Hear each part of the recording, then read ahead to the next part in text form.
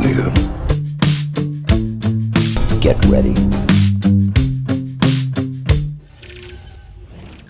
Hello there, everybody, and welcome to episode 39 of the Play to Win podcast. My name is Tyler, and I am joined by not Keiran, but my awesome co-host this week, another Tyler, my man Tyler from Good Game We Lost, correct?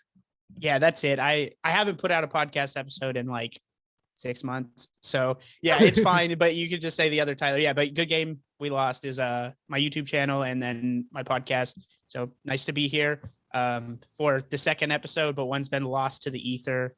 Yeah, that was a shame. So like we recorded the 2021 retrospective like earlier in the week, except we didn't record it because we filmed it, but silly me, I forgot that pressing the record needs to happen before anything else happens. So that episode just happened and then it's lost the ether, unfortunately. But second time we're hanging out this week, which is awesome. Yeah, it's been a lot of fun. That was a great episode. Listen, just an idea. If you guys ever have a Patreon or anything, you can make it a tier. Like this will be the lost archive. We'll just recreate that episode. Even if it's a year from now, we'll be like 2021. What was that retrospective like? And I'll come back on just for that. You make it a tier. I'll show up. We'll make it a whole big thing. Exactly. If you ever need tier ideas, I'm your man. Awesome. All right. Sounds good.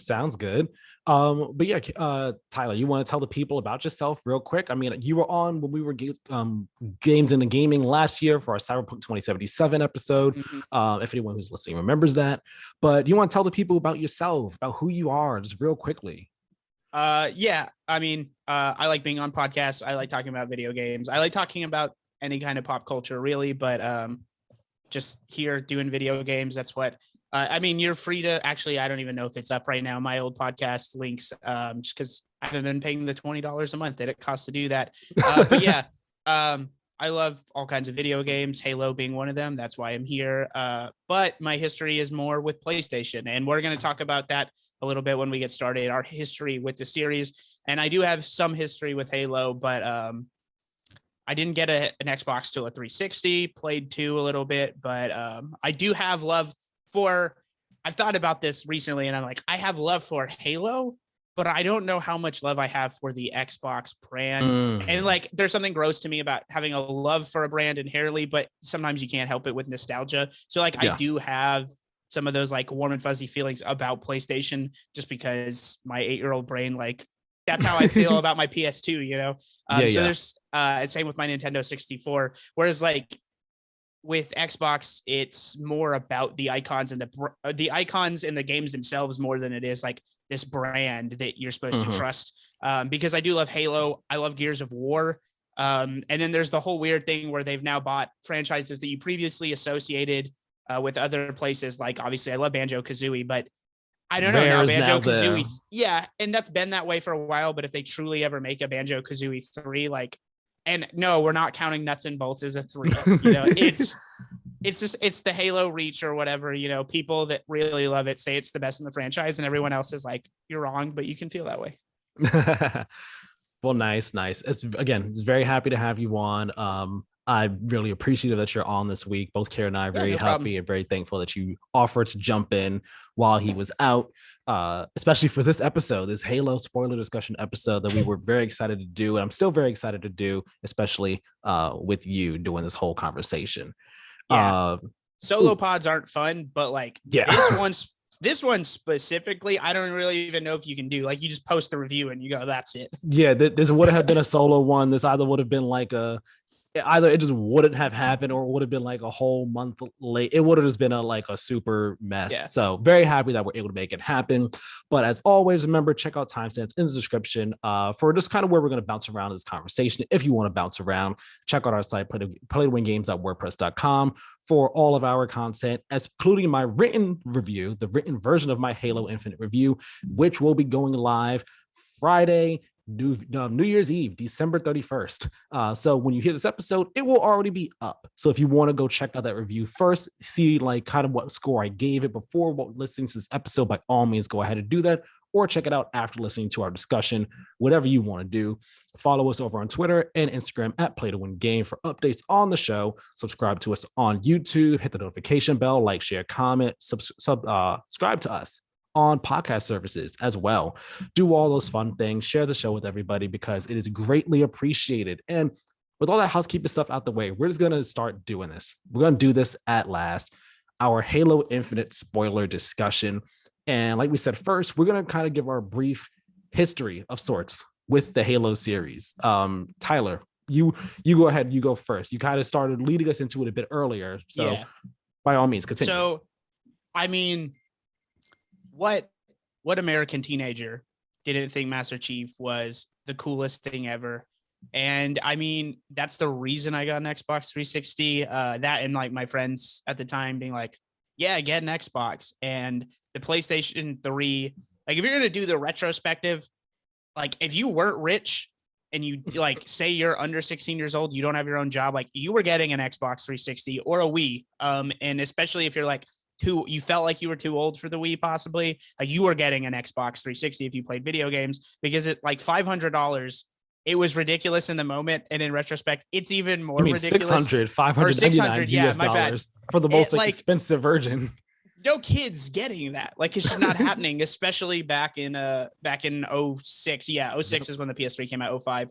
And so the first Halo I ever played was Halo 2. I got a 360 the Christmas of 06, and then Halo 3 came out September 07. I didn't get it like at launch, but it was a little after. And Halo 3 was my favorite Halo forever. We'll talk about if that's still true. Played Reach, really liked Reach. Played a little bit of ODST, but not like front to finish because I didn't own it. I played it like at a friend's house. Yeah. And then 4 came out. So my 360 red ringed I already had a PS3 at the time because I got a job and I had the slim model, and I was like, there's nothing coming out for the Xbox anyways. Had already beat Reach and everything. And then I ended up getting another 360 just for 4. And honestly, not worth it. It definitely did not live up to the hype. And I mean, like my own internal hype. I'm not saying anyone else said it was the greatest game ever. Right. And I think that kind of got a little bit of distrust. And I'll talk about it like throughout the review and kind of like in the context of Halo Infinite. But I think it's fair to question if like Halo has mattered to the video game zeitgeist for like the last decade or so. I mean, Halo 3 was huge. Halo 3 was an event. I remember. Easy to forget. And I think in 2021 and like for the last 5 years at least, big video games are like, it feels like there's so many games that it kind of diminishes that unifying moment. And we get it like with prestige television or certain movie events like with Spider-Man No Way Home. Right. But I think with video games, there's so many that it gets lost a little bit because we have Call of Duty coming out yearly, pumping up huge numbers. But like Halo 3 was everything if you were a teenager at that time. And I feel like the most like prevalent example for gaming since Halo 3 might be arguably GTA 5. Maybe that was a decade ago, though. Yeah. Almost a decade. I mean, well, let's see. After Halo 3 was GTA 4 because GTA 4 came out, what? Oh, yeah, my bad. That was 2013 or 2012. GTA 5 GTA 5 was 2013. GTA 4 I think was 2008. So yep. I don't remember how big GTA 4 was, but I know GTA 5 that was just crazy. I also think it's been that long since a game came out, was that hyped and lived up to it, because like there was a lot of Red Dead Redemption 2 hype, and I'm like one of its notable semi detractors. Like I just don't think it's not that it's a bad game. It's just not all that in a bag of chips the way some people believe it is. But like Halo 3 is not looked down upon by many people. Like it is regarded as one of the high points. And like, of course, people are going to have their own personal favorites, but like if I polled a random group of 100 people that are just like variations of Halo diehards or Halo casuals or whatever, like I would guess Halo 3 would probably win that straw poll, would be my honest prediction, by like 50-60%. Like it is a beloved game and it's beloved in my heart. 4 kind of sucked. I didn't have an Xbox One, which we talked a little bit about pre-show. I feel like only Xbox diehards. I feel like the Xbox One is the Halo 4 of Xboxes. And now the Series X is a fitting enough comparison to Infinite, and that I feel like it's the first time in a long time that Microsoft, like, it's earned some goodwill with Game Pass, but it feels like, in a way, Microsoft's "I'm back" statement and Halo's "I'm back" statement. Does that carry over? Does any of this matter beyond now? I don't know, but I don't think that diminishes the score or the importance of this game. And so, yeah, that's kind of like my loving ode to Halo. Like, that is like, it's important. And like, I'll joke around about, like, obviously it's fun to make jokes sometimes about Halo or Microsoft, but I do love this series. And, I've been to plenty, like, when I got that 360, being invited to a LAN party for the first time was like a blast. And Forge, Right. and it's like the second you do it, you get it immediately. You get why it's special, and why so many people love it. Nice. Yeah, my history, it's kind of similar to yours, where I never had an Xbox. The Series X is the first one I've owned. And I mean, I've kind of talked about my relationship with Xbox and Halo on the podcast over the past year and change and what have you. So I mean, I'll keep mine a bit brief because I'm sure regular listeners will have heard of all those already. But for new people or those who might not remember, I never had an Xbox until Series X. That being said, I still played Xboxes and Halo over the course of its lifetime over at my stepdad's house, because he had an Xbox. He had the original, the 360. He had the one. The original and the one were the ones I played the least, just because at those points of time, like, I wasn't necessarily old enough to like be playing some of the games on the original Xbox. And like, when the one came out, I wasn't really going to his place that often, but 360, that period of time, I was going to his place like on a fairly regular basis, like every weekend essentially.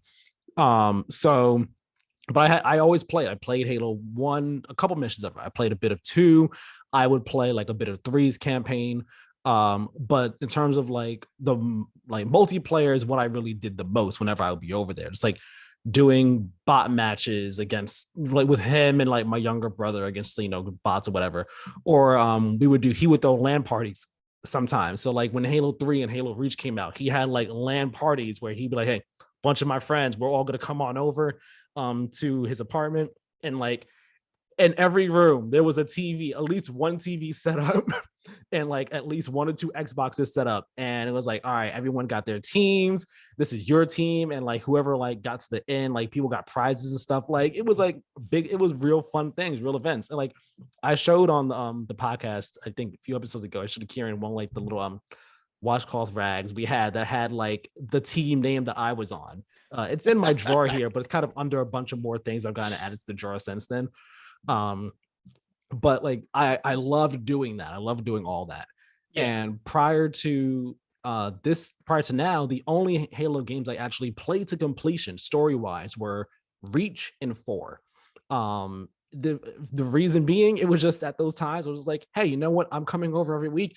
Let me play these games. I have the time. Let me actually see these through start to finish. And I did. ODST I played a bit of, never got past like the second or third mission because I just kind of stopped playing it at that point in time.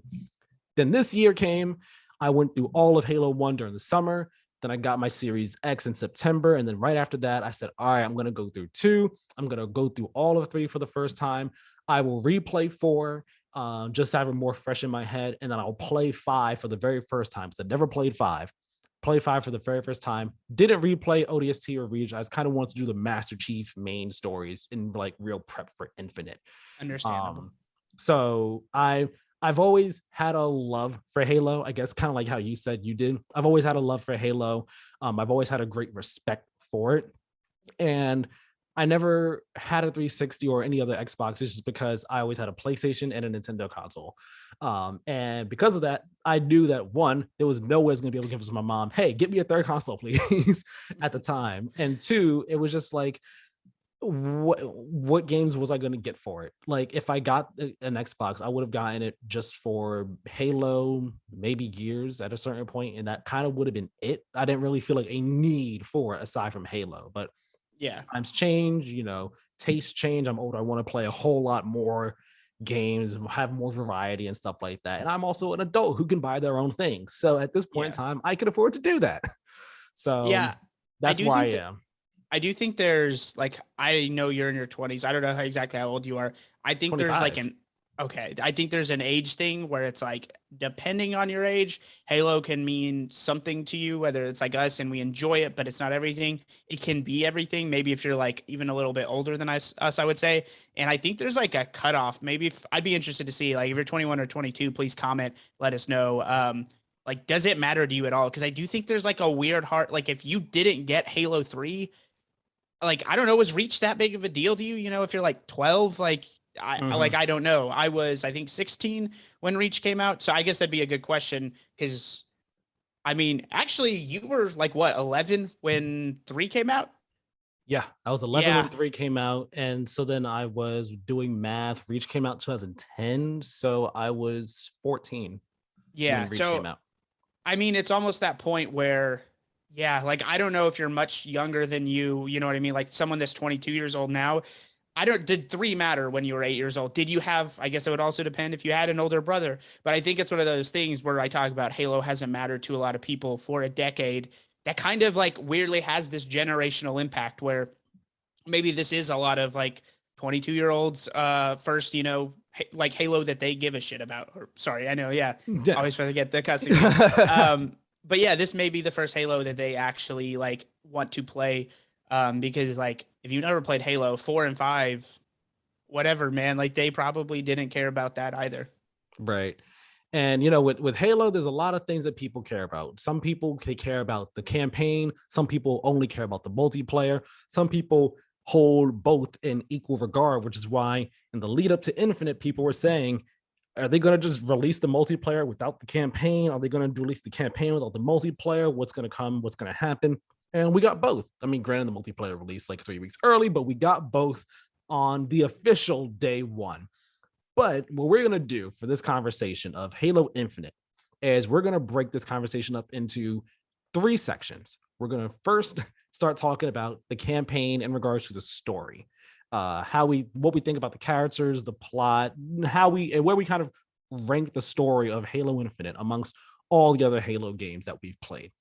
Then we'll start talking about the open world, how Halo Infinite approached the open world, how it handled it, what we thought of Halo Infinite's take on an open world in regards to the Halo franchise. Do we think it's a great evolution? Do we think that there are things they could have done better? Is it just kind of, did it just fall flat? What are our thoughts on it? And then last but not least, we'll kind of round out these 3 sections with the multiplayer. We probably won't talk about it too much or too in depth as we would like with the campaign, because multiplayer has been out for a while now. And we are also not the foremost authorities on multiplayer. Yeah, we're not pro streamers and or pro game, like pro gamer. Uh, Right. So, you've got your 3 run Returnal one shot to your name, but I don't have any of that kind of pro gamer cred. So you're just going to keep throwing that at me. And I like, listen, you're never gonna live that down. I mean, I don't know if I want to live that down. That's a good Yeah, I thing. know. I'm proud of it, to be honest. I'm just like, man, don't know if I should be ashamed or like feel bad that I beat it in 3 runs as opposed to many others who couldn't beat it Put at on, all. if you just like put on Twitter and it got any kind of traction, like you're just like, I beat Returnal in 3 runs, people would absolutely call you a liar. There are people like me that are just like 30 runs and nothing. You know what? I should try that one day. I should try that one day and see what happens. Dude, But on the 1 year anniversary. on the I gotta remember what day that is. That's like It's like April March, 30th. right? March or April April? 30th, I think. Oh, End April. of Okay, April. yep. So yeah, multiplayer will be the last section, and then we'll wrap up the spoiler discussion with where we rank the game as a whole. Overall, where does Halo Infinite rank amongst our favorite Halo games? So that's how this conversation is gonna go. Tyler, are you ready? Yeah, let's dig into it, man. All right, so we're gonna start by talking about the story. Let me say this, and let me say this again for those who just are not 100% clear. This is full spoilers. We're going full spoilers on this. If the title wasn't clear enough for you, we are not holding back any spoilers. We're going to say anything and everything in depth about this game story. This also includes Halo 5 spoilers, any previous Halo game spoilers. So if you don't want to know about those, maybe you don't listen to this episode. We won't feel bad about you. This is the moment. We like it won't hurt us, but just keep that in mind, okay? Now, with that being said, this is I've been torn as to whether or not this is my favorite Halo story to date. It's been torn between Reach and this game. And I think because it's been so long since I played Reach, I think this one I'm going to say is number 2. I don't want to put this as number 1 because it's been a while since I played Reach, but I remember really loving Reach's story. And I think Halo Infinite story is so freaking good. I know we're kind of like, I'm jumping ahead with the ranking right now, but like I need to say that up front. So it's like this story, I think, is of the Master Chief ones. Let me rephrase it. Let me say it like this, because since Reach is your favorite, of the Master Chief? Of the Master Chief ones, I think it is the best told. I think it is not only is it the best told, but like the characters and the way that they're developed throughout the story, the attention that they get. It's something that it's done so much better than like any of the original trilogy Halo games. And I said this on Twitter, but I don't think 343 gets enough credit for like how much they've actually done in terms of like trying to make the characters actually feel like characters that you should care about, specifically Master Chief, since 4. Because prior to 4, Master Chief was just kind of like the silent guy who said cool things every now and then. And since then, they've done some stuff to develop him in really good ways. And I think that Infinite builds on that in really great ways for Master Chief specifically, but also the pilot. He's supposed to be like your tether to humanity. And just although he's not there the entire time, the cutscenes that we have with him and the conversations that he has and just the different things that he says, like the way he says it and what he says, it really was just so humanizing for me with him. It really made me connect with him so much more than any of the other human characters in the past Master Chief games specifically. And the weapon, I love her so much more than I ever loved Cortana. No shade to Cortana. Cortana's cool. She's fun. I like her, but the weapon I just enjoyed so much more. I will agree with you there. Like, let's be real. The Cortana love is like a lot of teenage horny stuff. Like there's no real character beats.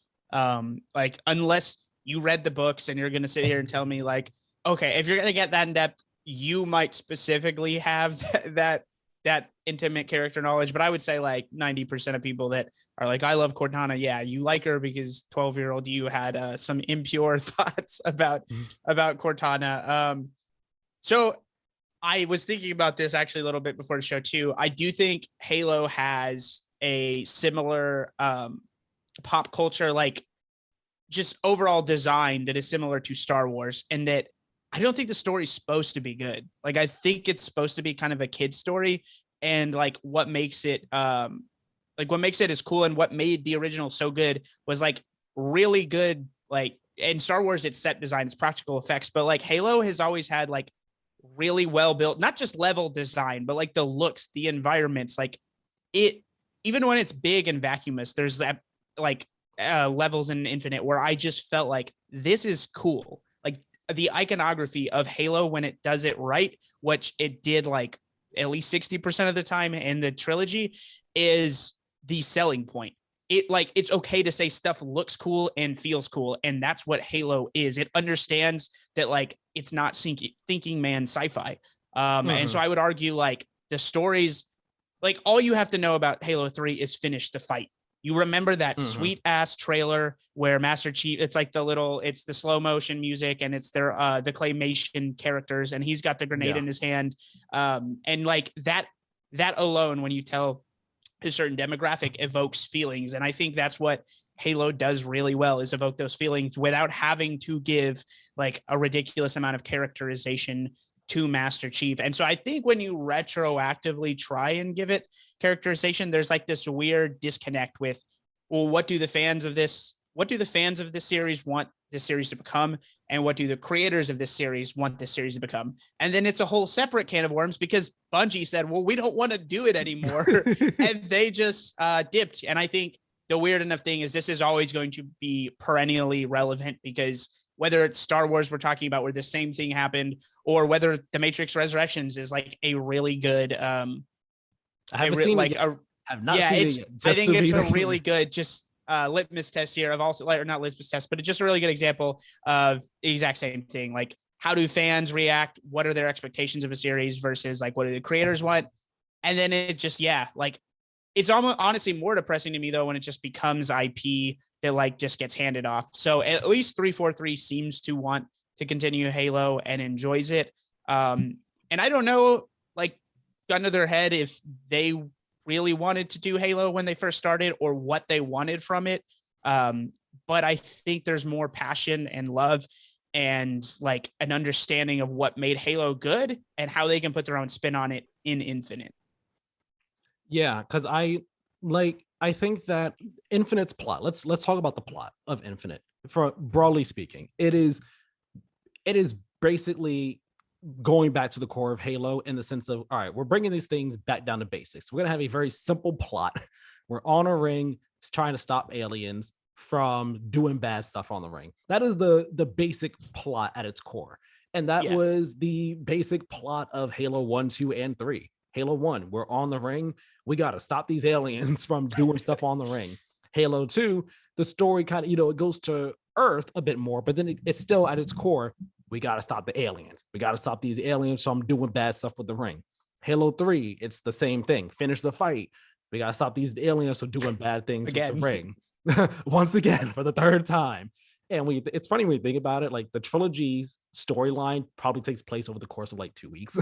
When you think about it, it's just like, this is too much to happen in 2 weeks.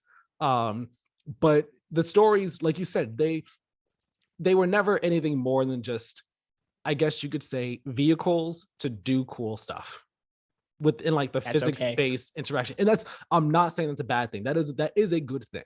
I'm saying that I liked the 343 started to try and give the world of Halo and give the characters of Halo more depth than just you're this badass super soldier who goes pew pew, who shoots things pew pew and says cool things every now and then. Because up until then, that's what Master Chief and Halo essentially was.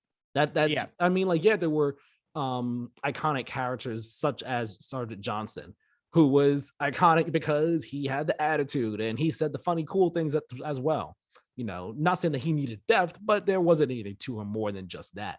And I appreciated how 343 made it so that I actually cared about Master Chief and made me actually care about Cortana. Like in the marketing for Infinite, they said Halo's always been about Master Chief or Cortana since the beginning. And I'm like, no, it hasn't.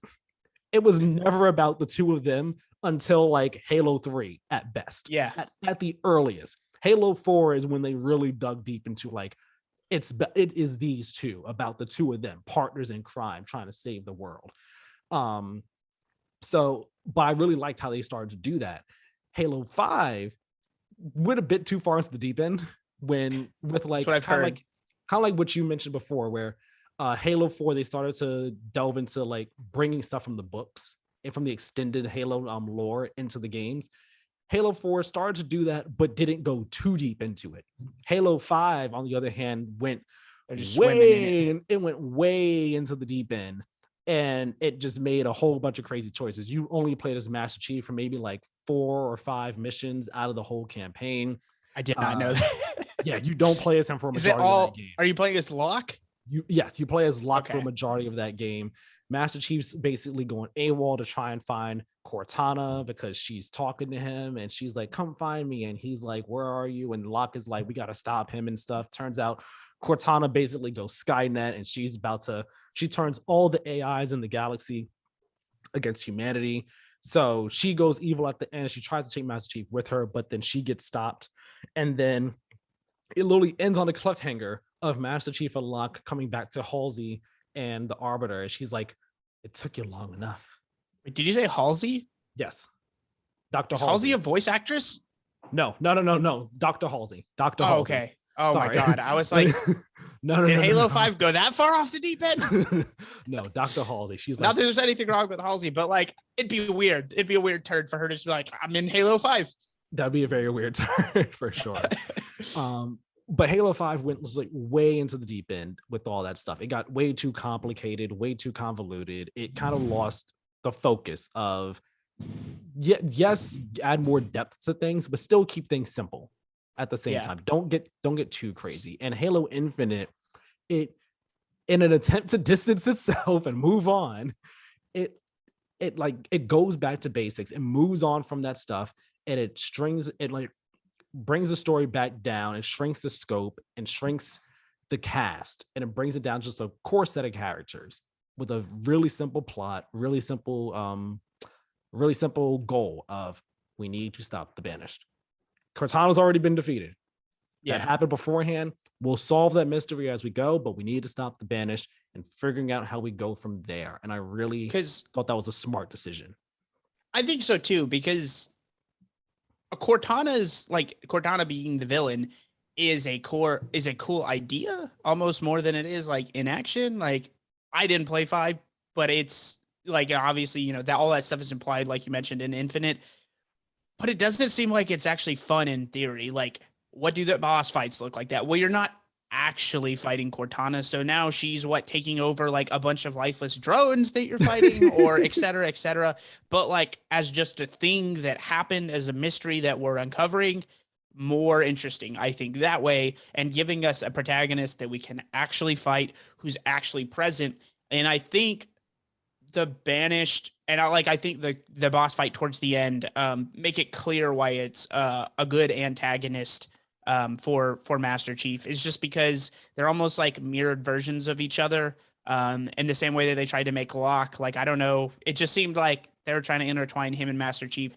I almost think that, what's the name of the general that you fight at the very end, or whatever ranking he is? I forget that guy's name, but that boss fight, the kind of head of the banished that's not That was actually the head. Escharum, Yeah, Eshram.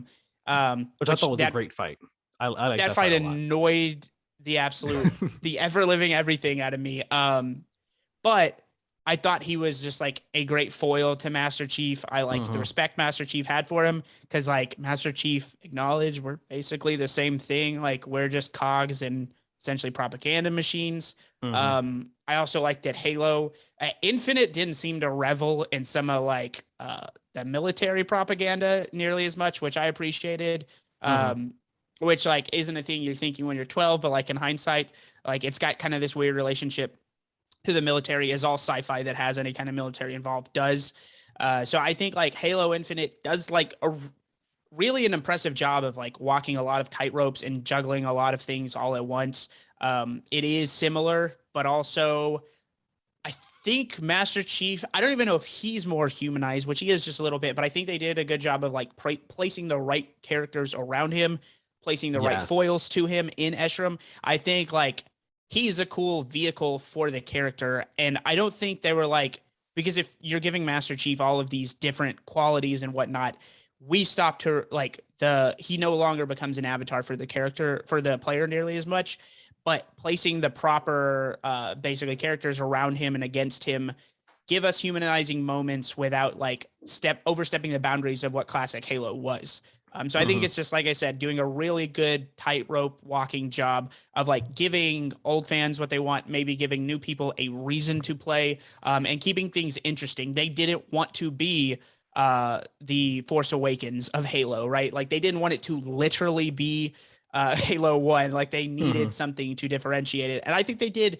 Like, as much as a Halo story matters, I think they did a pretty good job of implementing that. Yeah, and I like what you said when you said that they put the right people around Master Chief to really humanize him. And I never really thought about that, but I think that is so true. You have, like I said before, you have the pilot who is like that symbolizes the humanity, and how like I originally had this in my review and I kind of edited it and changed it up some.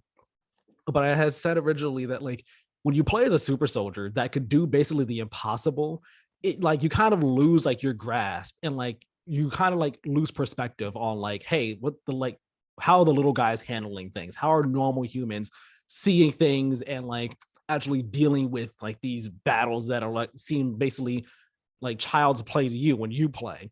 So having the pilot there, and like from the very beginning, he's like, wait, no, we gotta go, dude. We can't be here. And he's like, Master Chief is like, give me a gun. I just need a gun. And he's like, well, you're gonna go up against them with just one bullet? And Master Chief's like, that's enough for me.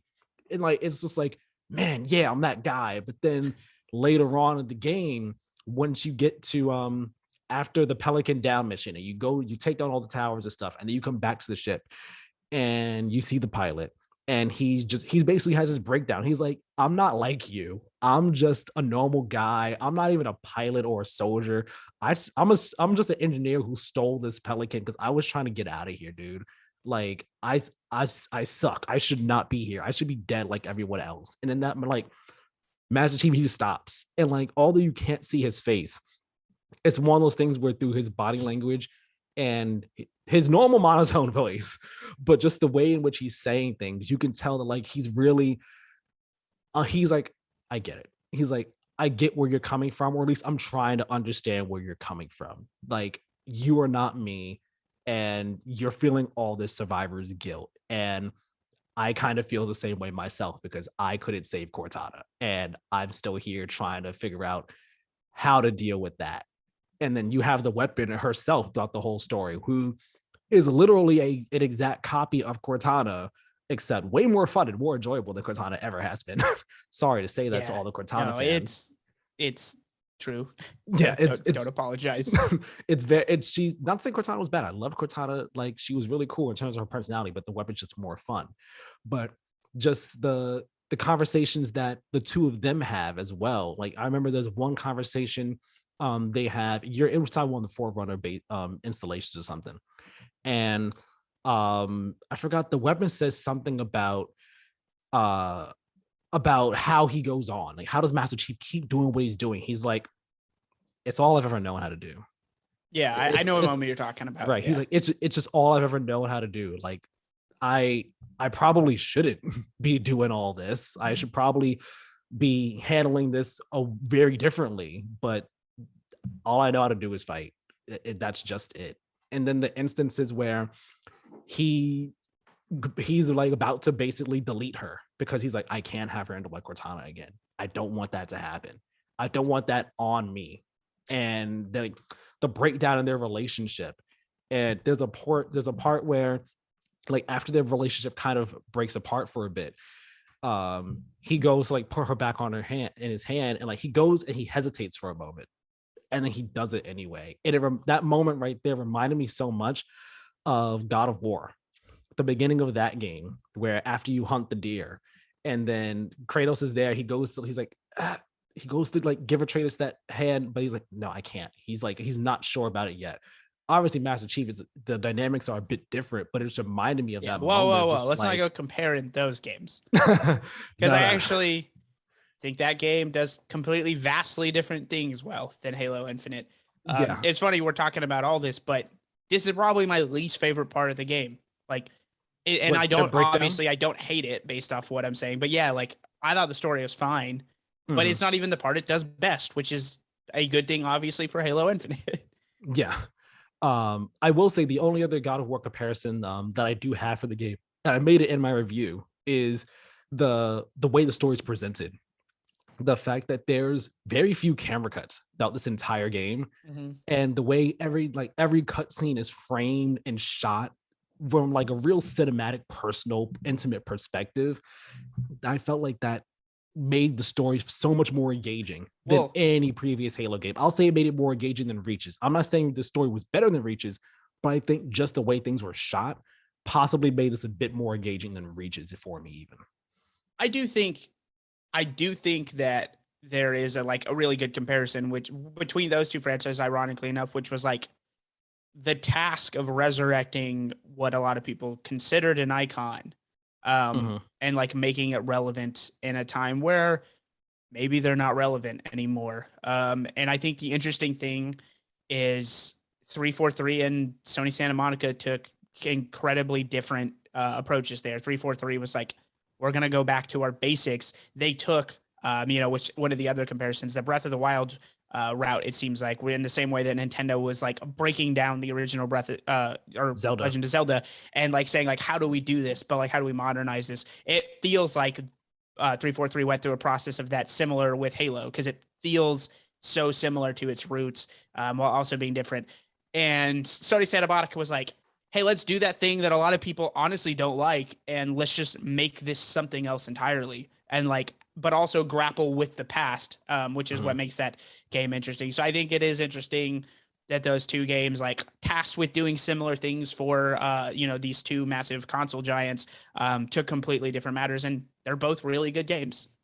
Yeah. Uh, the only other character I'll point out, well, I mean, there's the Harbinger, the Endless Woman, who you see a couple points of time in the game. I think that she's fine as a villain, but like she's not the villain. I think her purpose here in the game is to kind of like tease what will be coming in the future, in a Yeah, I'll sense. just say it. She kind of sucks to me.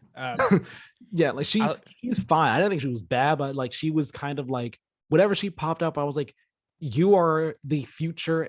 You are like just like the tease for the future. You are not our actual antagonist. Our actual antagonist is Escharum, who was a fantastic villain. I think the best villain the Halo series has had to date. Yeah, probably. Yeah, I would give you that. Um, Listen, we'll give the people what they really want. I'll run this down real quick. Master Chief, A tier character. The weapon, A tier character. I'm trying to think. Well, Escharum. S is top tier. S is like the Yeah, highest no, tier. I know. I was trying to think really where I wanted her. Escharum, Okay. S tier character. On just gonna say it. Do I think he's a better character than Master Chief? A little bit because of his motivations and because sometimes in this game, the fact that we only get to deal with him once, it makes us savor his presence a little bit more. So for Right. Infinite, Escharum is above Master Chief and the weapon.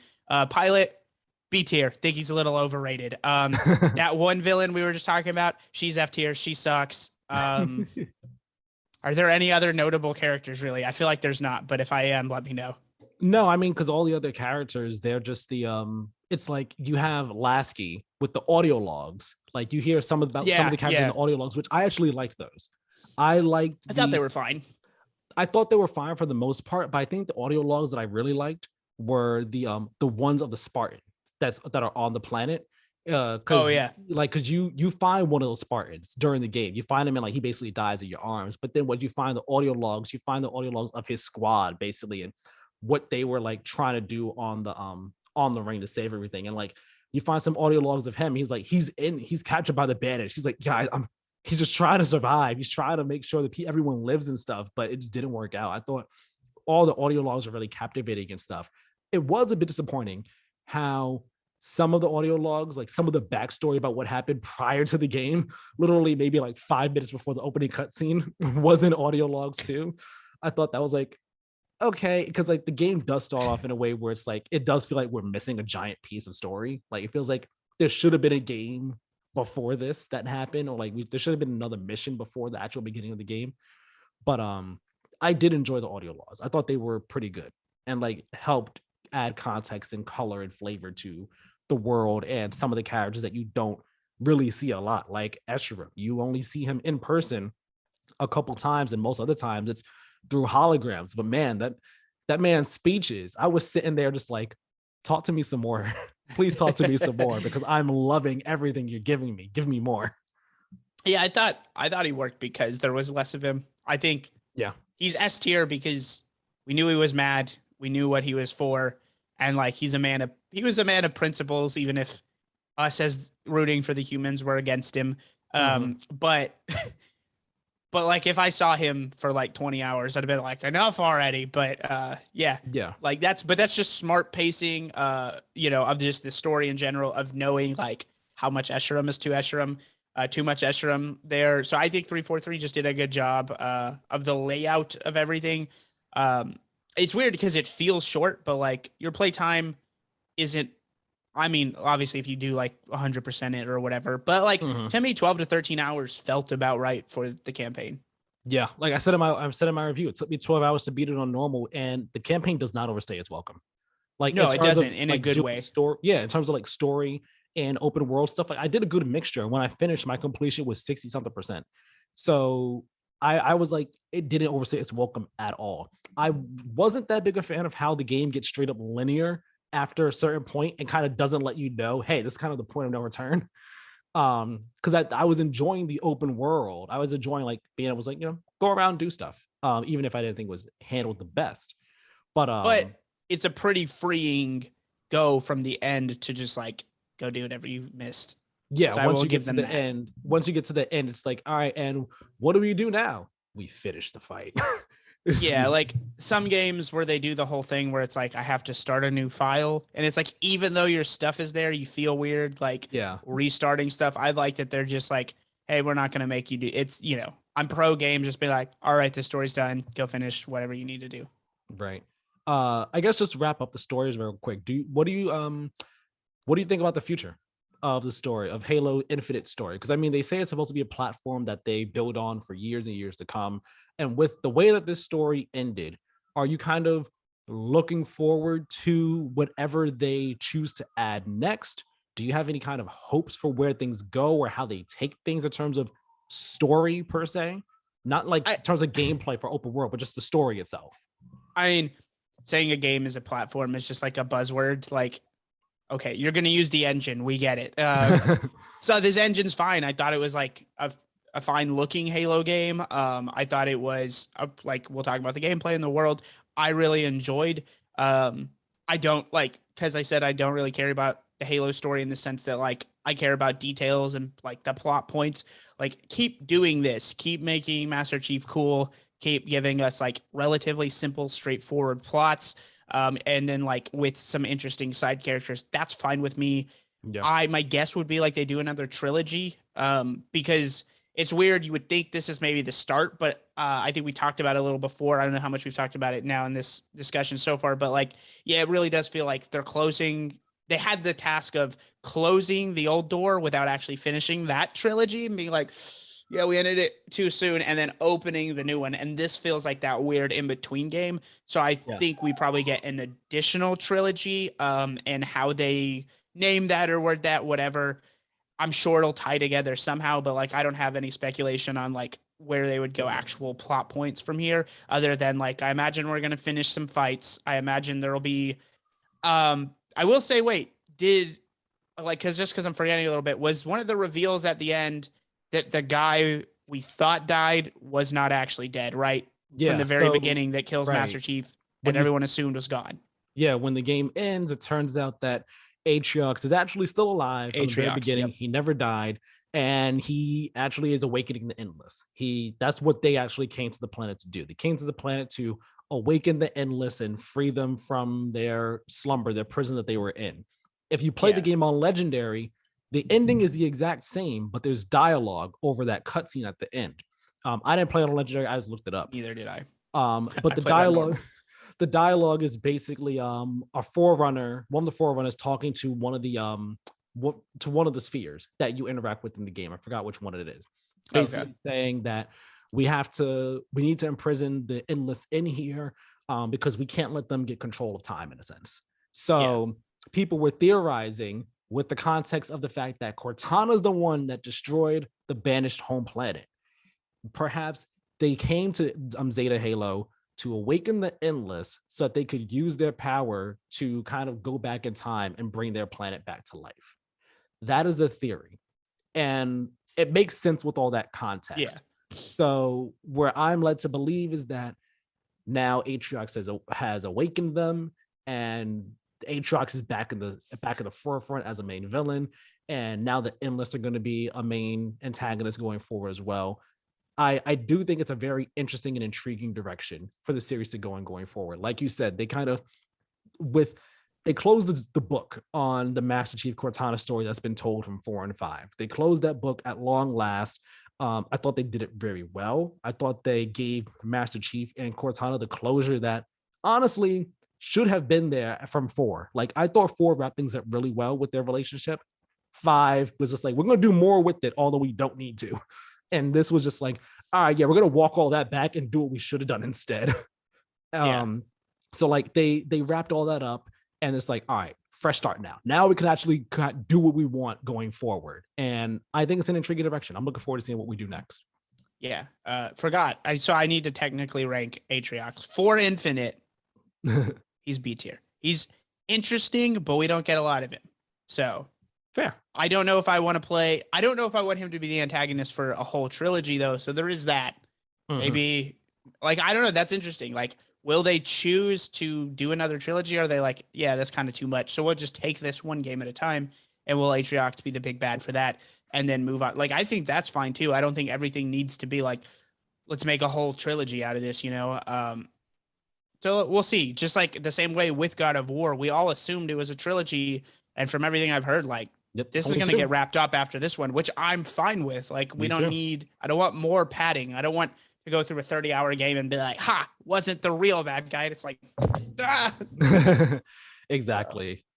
So where would you rank? I already said why I would rank the story. Where would you rank the story for Infinite amongst all the ones you've played? I haven't played Halo 3 in so long. Okay. This is a cop-out answer, but it's tied with 3. So you say it's tied with 3 at top? Yeah. Then Reach. Okay. Then 2, then 4. Okay. Interesting. Not a fan of 4. You said you didn't play 1, right? Never played 1. Okay. Never played 5. Got it. ODST also seems really cool. It would probably be like right there with Reach. I'm a fan of the like, we're basically sent in on suicide missions kind of thing, but also like, you know what you're getting into. So it has like a cheap emotional effect. So I don't know if I can ever give those kind of stories top tier personally, but I understand why some people do. Okay, interesting. So nice. You'd say it's tied for top tier with you. Yeah. I'd say it's possibly tied for top tier with me. I got to replay Reach again to see what I think of it. All right. So with all that being said with the story, let's talk open world now. It's the first time we're getting a Halo game with an open world or semi-open world, however you want to look at it. What do you think? Were you excited for open world Halo going into this game? And then after playing it, how do you feel about open world Halo, or however you perceive Infinite's open world to be? So I like it a lot. I like the open world they gave us.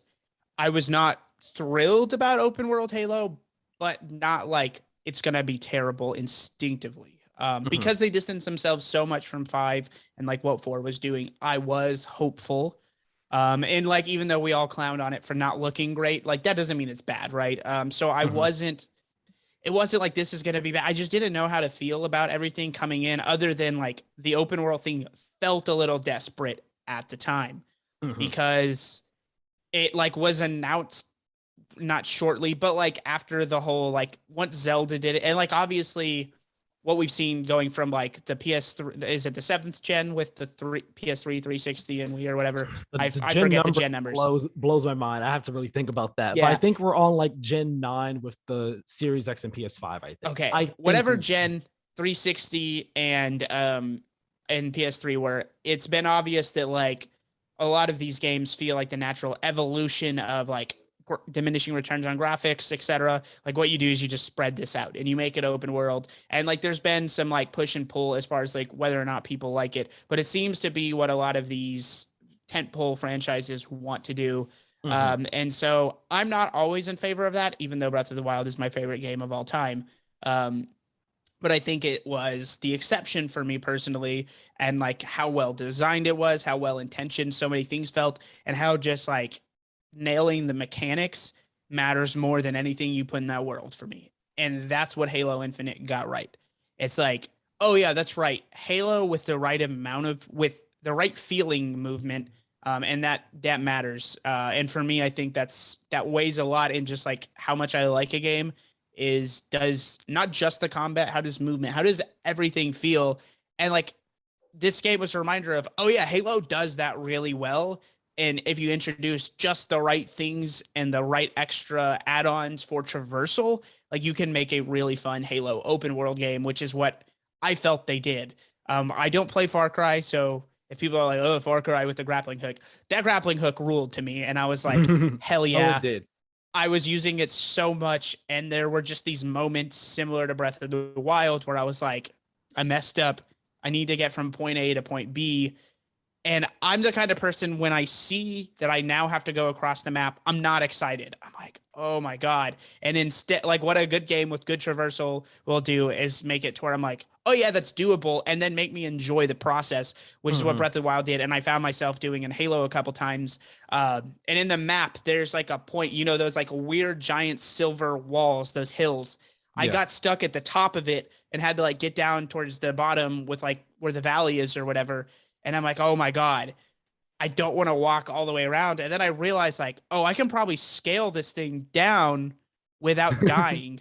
And so like I started free falling and just like grappling, and it let me like swing Tarzan my way down, and it was awesome.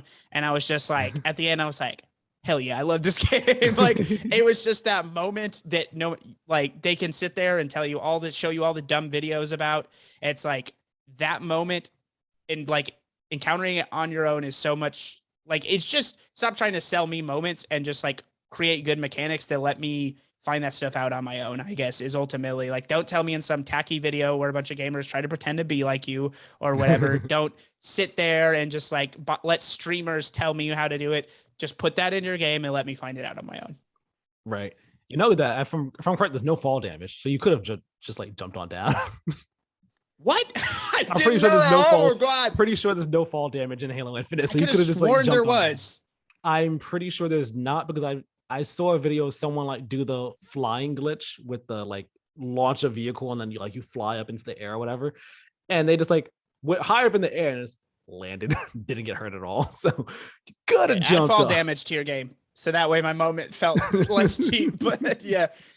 But I mean, no, I mean, I totally get you. I mean, I tried to do something like that. I tried to like Tarzan, Spider-Man swing myself with the grapple hook. It wasn't working out just because of physics and stuff. It wasn't working out, me trying to go up.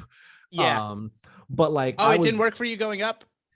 It was because of where I was shooting the grapple hook and like how I was trying to go up. It wasn't going to work. So every time I had the double recharge thing for it, the fast cooldown.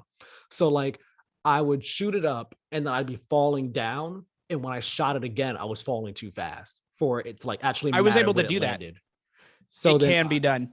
Okay. So then I just sucked. You don't get enough incremental to like, you have to realize like, oh, I'm just barely. So you're not like quite, it's never going to be quick enough that you don't lose any fall, progress. So you're going to go about halfway down from where you originally jumped up to, but you can still do it. That's how I got up that hill and then was extremely mad that I had to go back down it.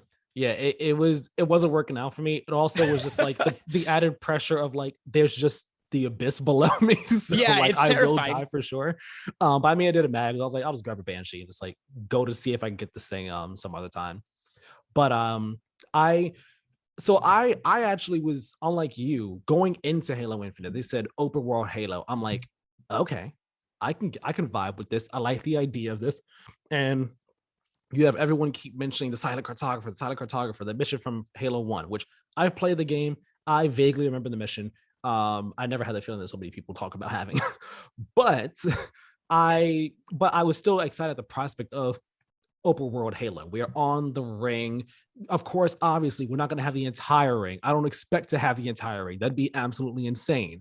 But just like we have this portion of the ring, go anywhere in this portion that I want to, however I want to, and just have that allure, that pull that everyone has kind of had, no matter what Halo game you've played, no matter when you played it, that allure of, man, I wonder what it would be like to just kind of freely go around this ring. And I wondered what it'd be like if I could just go over here and see what's over on that, like on top of this mountain, or what's behind this. The way people talk about having that feeling for Breath of the Wild, that I never, with the few hours I played Breath of the Wild, I didn't really have that feeling, but I could see. We don't have to rehash this. No, but I can see why people do. I can see why people do with that world, although I don't personally. For me, the game that gave me that feeling was Ghost of Tsushima and Skyrim. Those games give me that feeling where I'm like, I want to see what's over there. And like, there are things in the world, for me personally, Breath of the Wild, for the time I played, just didn't hit me like that. It didn't give me those things. But for Skyrim and Ghost of Tsushima, there were things in the world where I'm like, I want to see what's over there. I want to see what's over there. And just the thought of that for Halo got me excited. So when we get into Infinite and I'm playing it, and at first I was like, all right, let me just, go to the waypoints like I would at any modern open world shooter. But then I think after I did like the second side mission or something, I said, hold on, I'm not gonna go follow any waypoints. I'm just gonna go walk. I'm gonna go walk and try and get lost in this world and see like how I see if I actually get pulled to just get lost and walk around to see what I find. And I did that for all of maybe 30 minutes, right? And I didn't feel it. Like I felt it at first. I was like, I wonder what's up over this hill. And I would climb up a hill and then I'd maybe see something down below. And I'm like, okay, there's an enemy. There's a high value target down here. Let me beat them up, kill them. Fantastic, cool. Let me go in this direction. Let me see what's over here. And nothing. Oh, okay. Let's try this way then. Let's go over this way. There's nothing. Okay. There's a random like 2 enemies here on the road. I'll kill them, I guess, but nothing else. Yeah. And like that was like the start of me losing that pull to actually explore the ring. And then as I was going to more side missions, and I realized, wait a minute, everything here kind of looks the same in terms of just environment variety. Yeah. I said it in my review. The sights to see here are trees, fields, and cliffs. And I hope you like a lot of those. Yes, there are the technological interiors and stuff, like the Forerunner interiors of some banished, like they're, I guess you could say like they're forge type-esque looking places and stuff. But 90% of the game, it's all forest, trees, cliffs, fields, and stuff. And they all look so similar that there's really nothing in the world that was like, hey, come over here. Come look at this thing. Come look over here. You heard it here, folks. This Tyler is anti-nature. I'm not anti-nature. I love He just wants this New Yorker wants pavement over everything. Sir, that's not what the rest of us want. No, I'm just kidding. No. No, like, first of all, we get it. You're on the wrong side of history with Breath of the Wild. It's okay to be wrong sometimes. I think it's interesting is like the 2 games you cited, and I can't speak for Tsushima as much, but Skyrim doesn't do it for me. So like, I get it. I also don't care for a popular game. Like, I don't get it. Like, but also I'm not pulled by like, if I walk in that direction, I'm going to get another lore dump in a bunch of texts. And like, I get that that's captivating to some people. And it's like all about, if you read, and to me, it's like, I'm just walking different directions to read a bunch of novels in an ugly world. That's how I feel. I get that that's not the popular Skyrim take. I totally get it. I care a lot. I guess like as I've gotten older, I realize I care a lot about mechanics and how a game feels to play. And I think Halo, I think that's the DNA that Zelda and Halo share more than anything, is that like the open world is more about the traversal, how it feels getting around that world, than it is about like, we need to stuff it with as many missions and as many things as possible. Like, we have this good looking, gorgeous world that is fun to explore. But like, for some people, the journey's not enough. The destination also has to meet X, Y, or Z requirements. And I don't think I think Halo shares more of that Breath of the Wild philosophy a little bit more, which is why it speaks to me. Like, yeah, there's just a lot of outposts. It's Halo, man. Like, I didn't expect to meet some old lady that's going to teach me like Kung Fu or something. Like, that's just not what Halo is. It's a bunch of military outposts in this gorgeous environment. Yeah. And like, I'm going to kill a bunch more aliens or banished or whatever. And that's okay. But I also didn't feel myself with that open world pull constantly of like, what I ended up doing a lot was just getting sidetracked on my way to missions, which is exactly what happened in Zelda. See, I want to clarify. I don't have a problem with like the missions that were like the side missions that were there. Like the side missions just being take out this outpost, save this squad. Like I liked those things. And that's like kind of like standard for modern open world shooters. Like they're nothing special. Also, I'm not defending that aspect. But. Yeah, like I know those missions are nothing special in any way, shape, or form. They have their own like Halo flavor to them and all. Like you save a squad, and it's like, hey, hop in the Warthog, hop in the Razorback. We're gonna go do some stuff. We're gonna go to a story mission. You guys are gonna die immediately at the story mission, but you're gonna come with me to the story mission. That's an achievement you can get actually, bringing a squad with you to a story mission if you don't have it yet. I'm not a big achievement guy. I like trophies vastly more. As do I. But so like I did like the tasks, the missions and things that were available for you to do in the open world. But like I think that I wanted more from the open world. And I, like you said, I like the getting around in the open world. Again, I'm going to call back to my review. At my review, I'm paraphrasing, I don't have it right in front of me, but I say that the framework for it is clearly there in Infinite of look at this world, look at all the space in the world. There's so much here for you to see. We want you to want to explore this world. The framework for it is there, and I so enjoyed getting around the world, whether it be grappling hooking my way up a mountain or down the roads because I didn't, have a car nearby me, or hopping in a warthog, hopping in a banshee, hopping in a ghost, just like getting to missions however I wanted, whenever I wanted. I really enjoyed all of that stuff, but I just felt like they were not promising. They were clearly trying to aim for, this is open world Halo, and we want you to be able to live out your dreams of exploring a Halo ring and finding cool, interesting, weird things on this Halo ring, in addition to your typical modern day open world game type stuff. And in addition to the towers and the outposts. Right. And because like I felt that there was barely any reward for actual exploration, for actually like being like, I'm going to go off the beaten path and I'm going to just explore. I want to see what's on the top of this mountain up here. There is nothing. Okay. Moving on. Like, unless it is marked on the map, there's basically nothing in the open world to see, with the exception of skulls. Although I think skulls can appear on the map, because one skull appeared on my map. I'm not a big, I've never understood the appeal of skulls. So for me, it wasn't something, I don't even know if I got any. I didn't look at my list or whatever. I probably stumbled upon one. Mm-hmm. But so I didn't go, that's not something I would notice. I think I probably unknowingly completely fed into how the developers want a lot of people to play, which is again like, oh cool, I'm going that way, and you just get distracted. But to your point about there not being anything else, they're not promising that. The allure is you can go there, and that's kind of what it is in Breath of the Wild. And I will say, I think Breath of the Wild does a better job of giving small, not itemized, but just rewards in a weirdly unique Nintendo way, whether it's just an astonishing view, or you get those dumb Koroxes. They just find little ways to just hit that little, you get that extra dopamine boost where you're just I feel like this was worth it a little bit more, but it is primarily the journey. I feel like Halo is that same way. I didn't go up a lot of those mountains, but if you did, your reward is you got to do it. You were curious. You got to see what was there.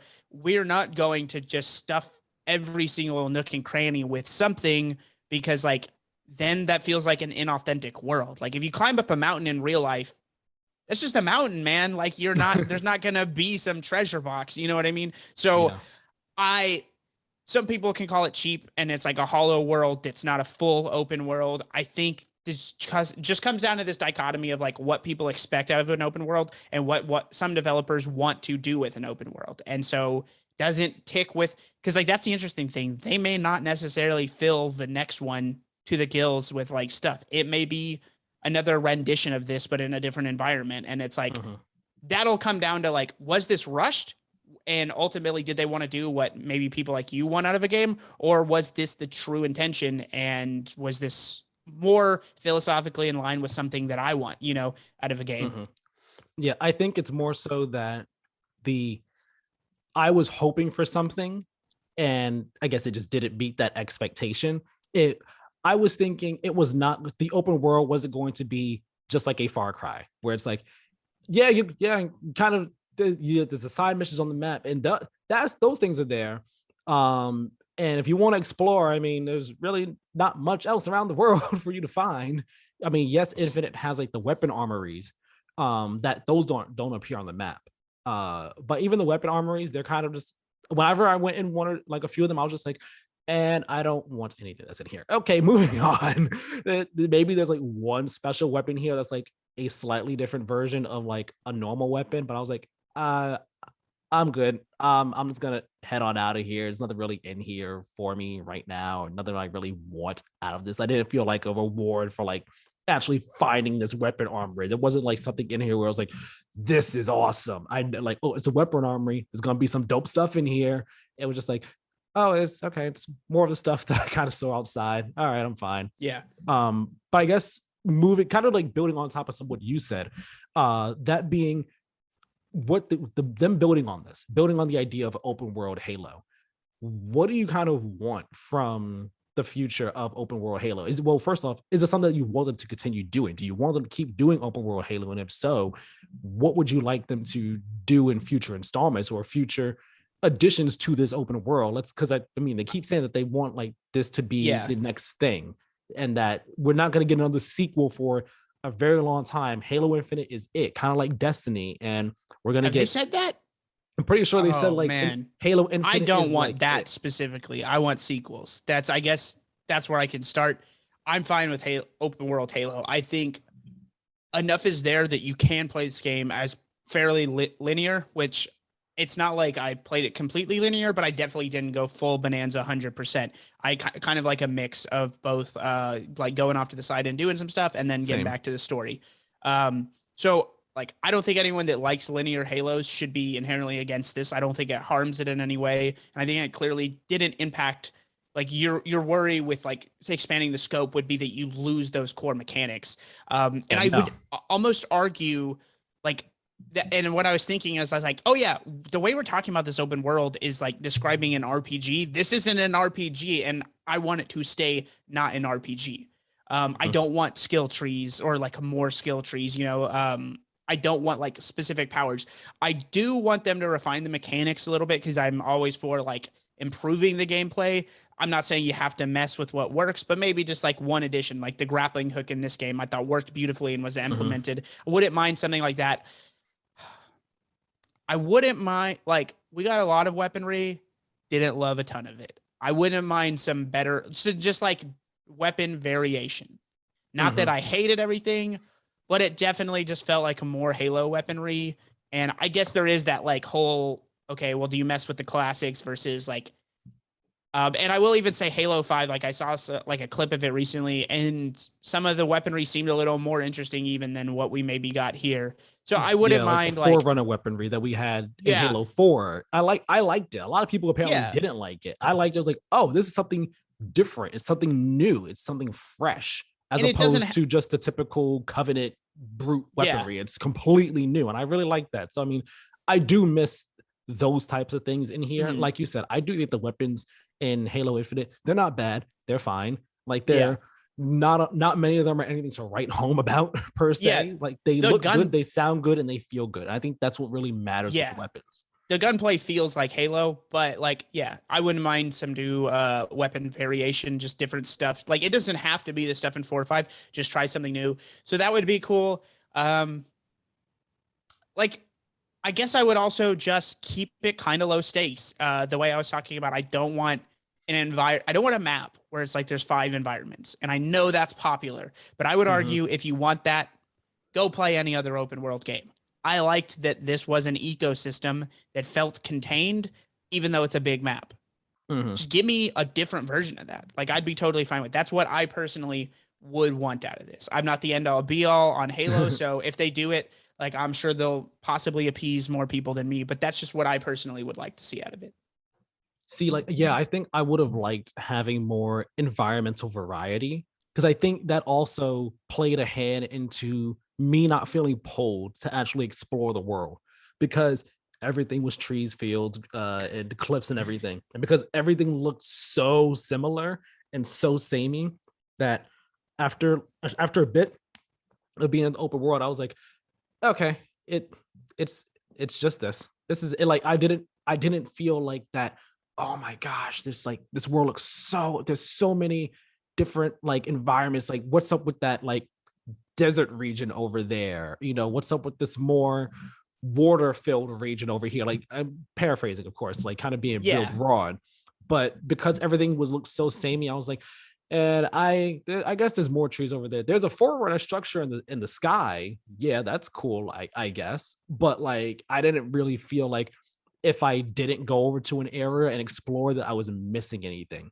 And I think that having some more environmental variety could have helped with that and could have made the world feel more fresh and not feel a bit, I don't know if I'd say stale, but feel a bit old after like only a couple hours. I get what you're saying. I just don't want that. That's what I'm saying. I'm like that's specifically totally saying, fine. That's totally fine. I'm not trying to dispute you at all. No, that's what I'm saying. Like, I'm not trying to say that's wrong to want that out of a game, but at the same time, you can't argue that this is different than what other games are doing. 99% of other games are doing what you're saying. Yeah. This is something new. I like it. Like, I'm not going to lie. I'm just like, let people like you have those games. Like, can I get something that's like this? Like, even as much as I like Breath of the Wild, it's not that like you go into that for realism, but I think there's something unique about just like feeling like this is this slice of this world. Not like you need to bite off the whole Halo apple. We know those other environments exist. And I think that's like, we get that in another game, and that's cool.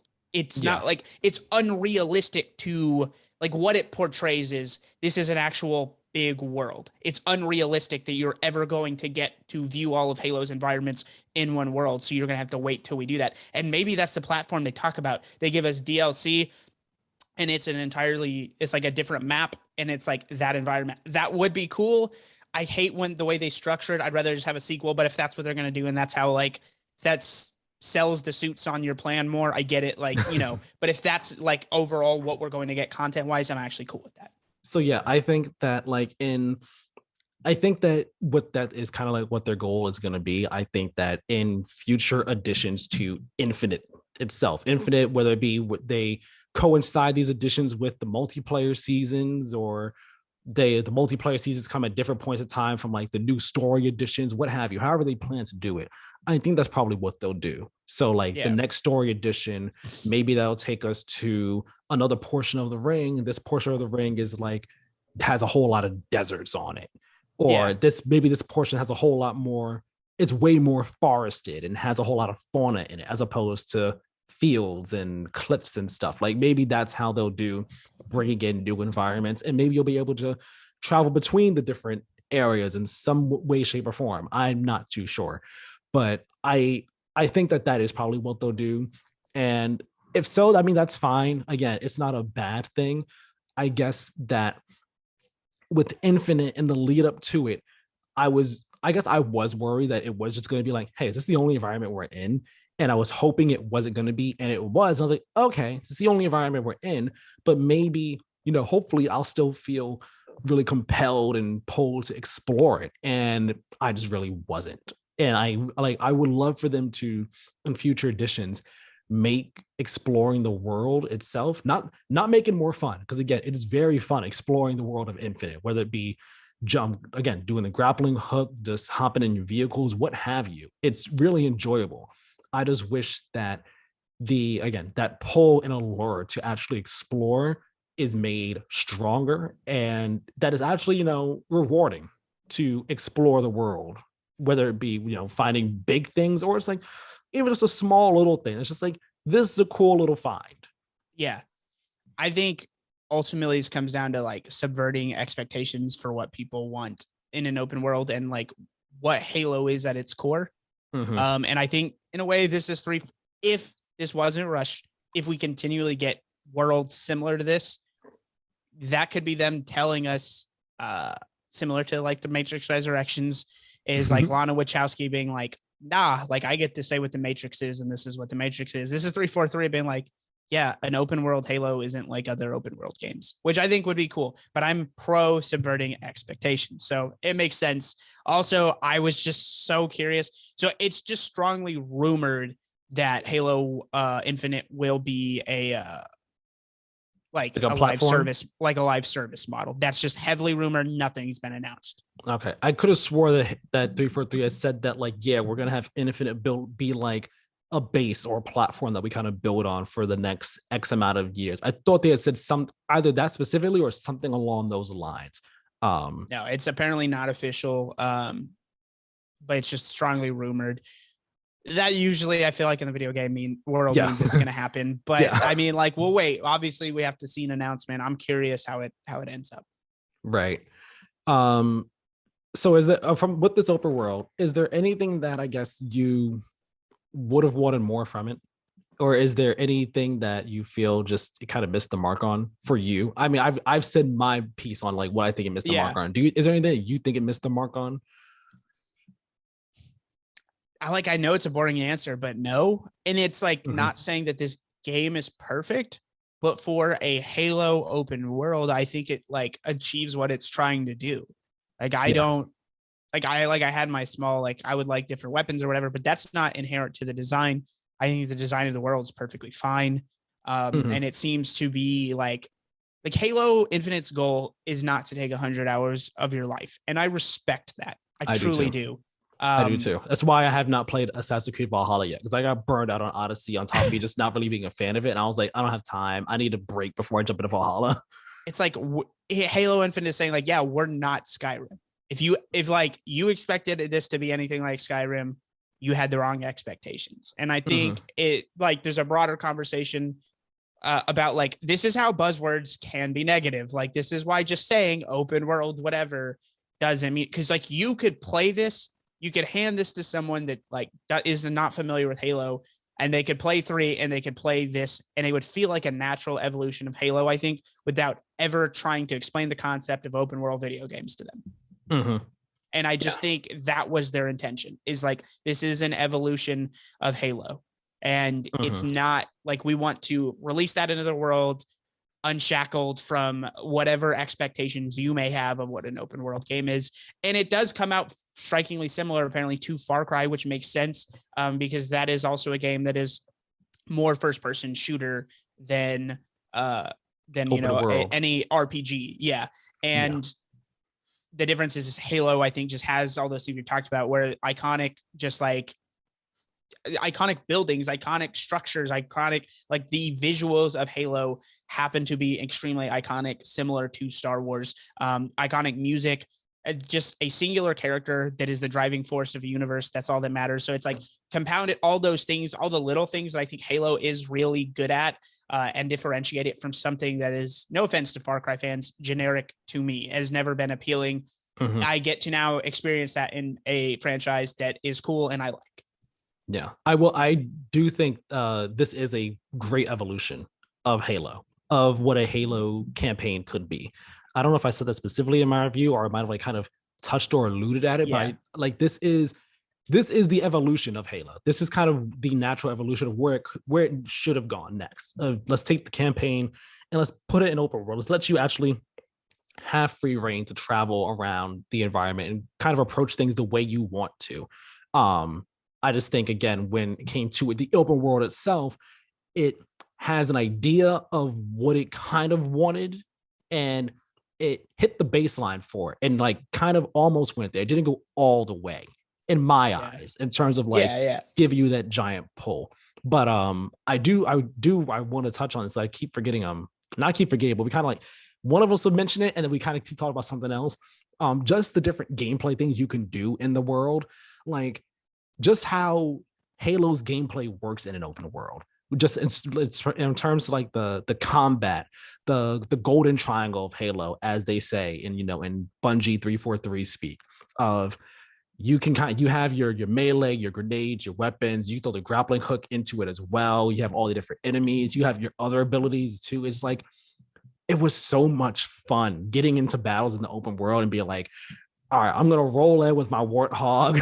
I'm gonna like drive around, have my gunner like take out a bunch of guys. The warthog is messed up. All right, let me hop out, shoot a couple people, grapple over to someone, punch them in the face, grapple over to another person, punch them, grab a coil, toss the coil at someone, shoot some more people. Like, all that was so much fun, and I really enjoyed it. And it's like, in those moments, I'm just like, this is the evolution of Halo. I'm just like in the open world, heading somewhere, and there's some enemies on the road. I'm gonna hop off. I'm gonna take them on out using all these different Halo sandbox tools at my disposal, get back in my vehicle, and then go back to my destination, go about my business. And I think it does all that so well that for some people I could understand, like for some people, and even for me at times, I was like, well, does it really matter for me that much that like it's kind of missing, it's not hitting that full potential of what I kind of wanted from a Halo open world. And then I would finish doing like whatever fight I was in. I'm like, all right, what do I want to do next? And I'm not going to the next story mission. What do I want to do next? I was like, well, I guess I'll do another side mission, because there's no point in actually exploring the world. Exploring the world doesn't really hit for me that way and all like that. Yeah. I think that's also a conversation about like, how much content does a game need? Because I was fine with the amount of things I could do, but like, I'm not the kind of person that wants to play a game for 100 hours, you know? So that is, I guess that's the push and pull. And again, Halo just Infinite seems to have done a lot of things that resonate with me personally. So Yeah. I really enjoyed it. Yeah, I just think I think it's a really good game, Yeah. a good Halo game, and a game that I also personally just like matches up with my tastes a lot. Mm-hmm. I do think that the grappling hook severely like overshadows every other ability of the campaign. Like Yes, to the point where I say it's in my review, it makes every other ability in the game pointless to an extent. Because like it's very OP. Yes, the grappling hook is so versatile. You can use it to get out of situations real quick, to get up on people real fast, to pull stuff towards you, for man. traversal as well. Like I Once you only add in that ability to like hold the melee button and just cock back in third person mode with that giant punch, over. yeah, like I only ever used the drop wall once, maybe twice in the campaign. Other than that, I think I did it on accident once. Yeah. other than that, I didn't use any other ability because I'm like, the threat sensor is kind of pointless to use in the story. The thrusters, I could see maybe they're being used, but the grappling hook is just I could go way farther than I can with the thrusters. The drop wall, it gives me some protection, which yes, I admit that I use that. I think the one time I used it is in the review as well. Just the one actual time I used it. But like it overshadows them so much because of how good it is and how versatile it is. And on top of the Yeah. fact that it's actually not intuitive to switch between It's not abilities, at because all. you have to press the arrow and then remember what the other arrow is for the other abilities. So I was like, nope, I'm just gonna stick with the grappling hook and I'm just gonna leave it at that. Is also kind of like the antithesis, like the drop ball is the antithesis of what the gameplay seems to be driving you towards, which is like this frenetic doom, like constant movement. Which Halo, like it's Halo, so you can kind of just run away and like pick and pop if you want, which I did on some harder levels.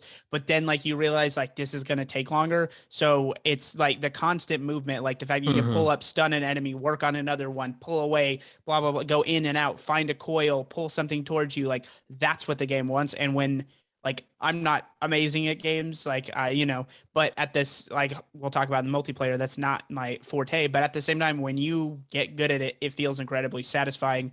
And the grappling hook is the only ability that seems to feed into that and what they want, versus the other stuff just kind of seems like it's there because they wanted a skill tree. Right. And I think this is actually a perfect segue into the multiplayer, because I think as opposed to the campaign, the multiplayer is where the abilities are actually allowed to shine. And I think they were only in the campaign because they were like, we got them in the multiplayer. Let's find a use for them somehow in the campaign too. And the multiplayer is where they're able to shine because you could only ever have one at any point in time. So that makes it so much easier to use it. But on top of that, like multiplayer, it's already so much more competitive. You're like, there are so many more, all the use cases you could actually need it for in multiplayer, you actually can use them for in multiplayer. So like the threat sensor, it's like, all right, it shows me where people are. In the campaign, that doesn't really matter all that much. Whereas in multiplayer, it's like, all right, I'm going to go to that control point. Let me see if there are people over there first.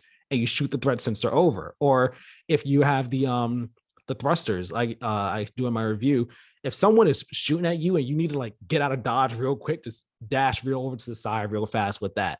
The drop ball, you're trying to control a control point, just drop the drop ball down and like it gives you a little bit of extra defense for like those extra seconds you need.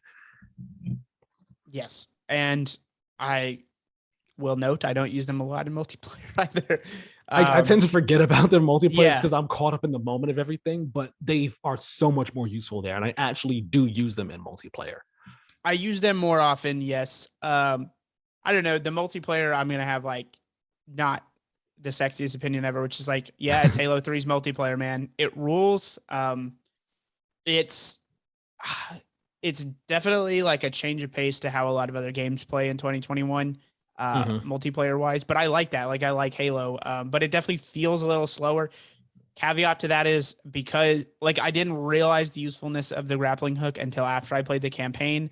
And so like going back, yeah, that grappling hook definitely helps. You do have the little slide, but in general, just like the pacing is not Call of Duty, it's not Apex, which is fine. Like I don't expect it to be that, and I think that's why it resonates with a lot of people. Is because like, yeah, this is Halo. It has its own distinct flavor, and it's a lot of fun.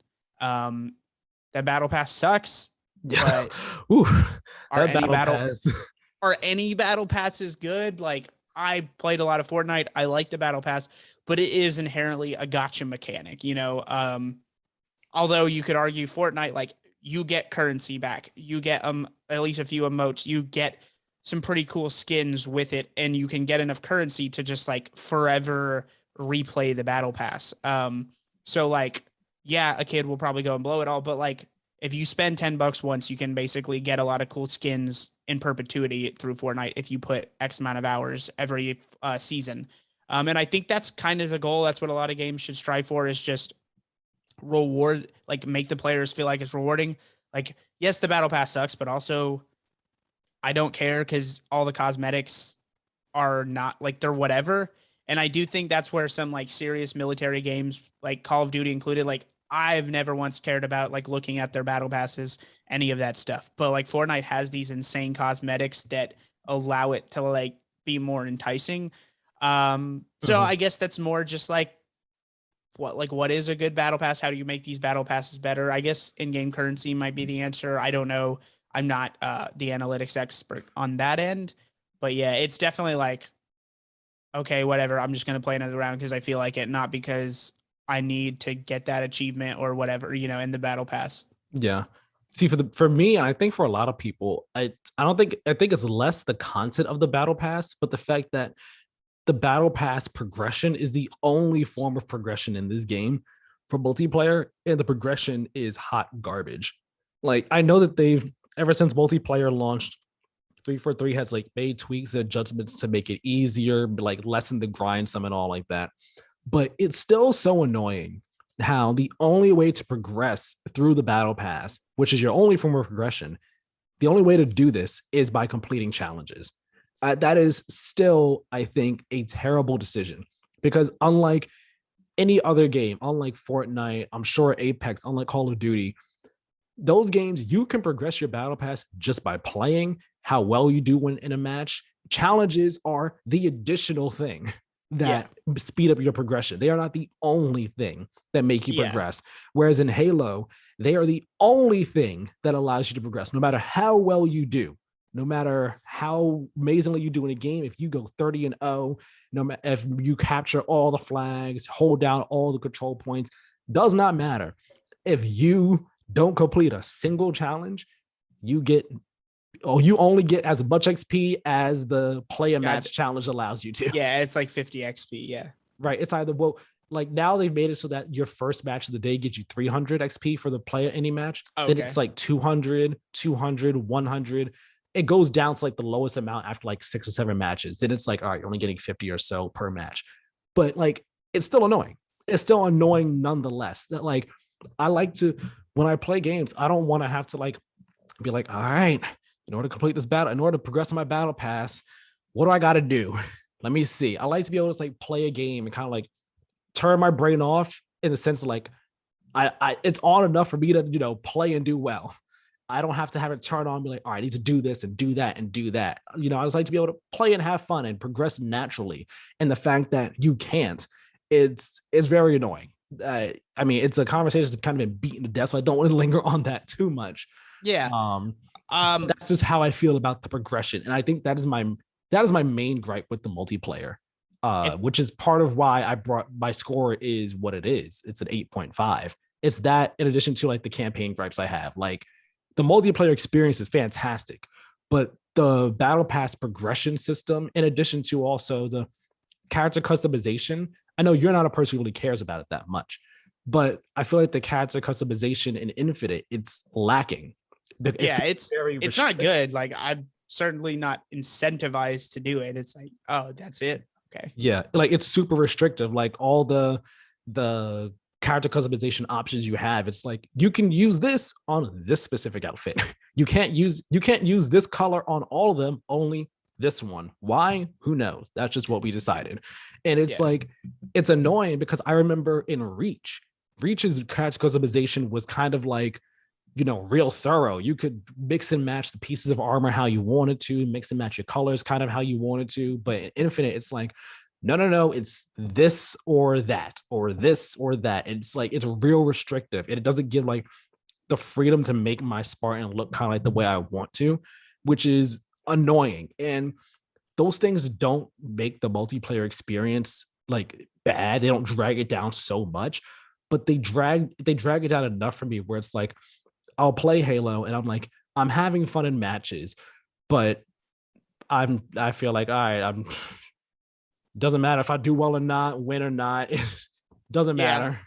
I think there's a conversation just to be had about like, What people do want out games of need, multiplayer. yeah. And I think Halo, like it seems like 343 might not have wanted a battle pass, but because I feel for them, because if they don't include that, it's like it's 2021 and you don't have a battle pass, blah, blah, blah. And then it's Mhm. like, okay, well, we don't have a passion for a battle pass, but we're going to put it in there. And people are like, it sucks. And so it's like, listen, man, we We just want you to trying. play Halo and have fun with it. And then it's like, Right. that's not enough for people. So, Right. you know, And I do give them credit for the fact that the battle pass doesn't expire. So like once you buy the battle pass, it's not like other games like Fortnite or whatever where the season's over, that battle pass is gone, whether you completed it or not. Like if you have the battle pass, once the season is done, you still have it. You can complete it at your own pace whenever you want. You just can't progress that one and another one at the same time, which is, I think that's a fair compromise. That's totally fine. It is nice that you can yeah. keep what you purchased and still progress it at your own pace. There is no like real FOMO there outside of like, limited time events or what have you. I think I do give them like a thumbs up on that for sure. I was giving them a thumbs up on that from the moment they announced it. That's like a really great decision on their part. But I think that there's also like a lack of maps. There's really not too many maps. So after a bit, the maps is like, all right, it's the same one. It's only like 7 arena maps and 3 big team battle maps. So Yeah. after a bit, you've played them all, you've seen them all. And I guess again, at this point, it comes back to, like you said, the conversation of what do you kind of want out of multiplayer? Do you play multiplayer to get really good at it and learn all the maps and everything like that and have them all memorized super well? Or do you play multiplayer, just to kind of like to do that, but also kind of just like unwind and have fun in a sense And and hang like out. Yeah. yeah, and like do you want like some new freshness there? Do you want like your matches to feel somewhat new and fresh whenever you play them, every couple matches or so? And at least in Infinite, with how few maps there are, that feeling, that freshness kind of goes away real quickly. Yeah. Yeah. I mean, I think it's fine. Like it's Halo multiplayer. And I think what we're finding out is in 2021, that's not what some people want out of Halo. They have their own ideas of what Halo multiplayer should be. And like, granted, has it evolved a ton? No, but I don't think that's inherently a bad thing. I think like what they've added has been enough. I think the battle pass, like I said, definitely sucks, but it is what it is. It's not something that irks me all that much. But I can understand why some people like who want to sink hundreds of hours into it, like would expect something more. But it's like at some point you have to realize like, well, maybe that's not what 343 wants out of this. So I don't know. I don't think it definitely doesn't impact my review negatively, because that's not the fondness with which I will remember Infinite. And I do think possibly 343 is going to split at some point the multiplayer and the campaign and be like, the multiplayer is the platform. Maybe we give these like the actual games their separate releases.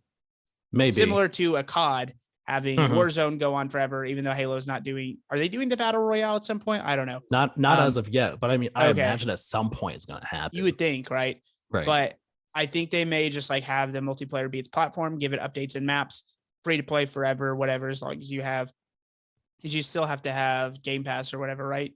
No, the multiplayer is totally free to play. The campaign is part of Game Pass. The multiplayer, it's completely free to play. You don't need anything to play it. Oh, other than Wi-Fi, obviously. But yeah, okay. Right. So like they'll keep that and maybe work on the monetization aspect and then just be like, hey, yeah, campaigns aren't going to release with multiplayer. Like the multiplayer is its own thing. I wouldn't be surprised to see them do something like that.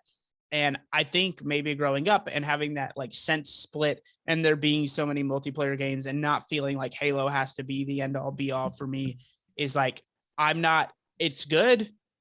I don't have any real qualified complaints about it other than, what we mentioned about the battle pass, which isn't a big deal to me. So for me, that's not something that would negatively impact it.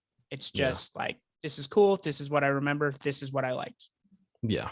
Again, like the core gameplay experience of Halo at its core and Halo multiplayer, like the core gameplay experience is a lot of fun. And I really enjoy the matches, like getting in the matches, no matter how well I do or not, like how good I do, how bad I do, how easily we dominate the other team. I'm still having fun because Halo's core gameplay is just so much fun. And that's why I think that's part of why it's so annoying for me. Like the major misstep with the battle pass progression and the minor misstep was just like how few maps there are.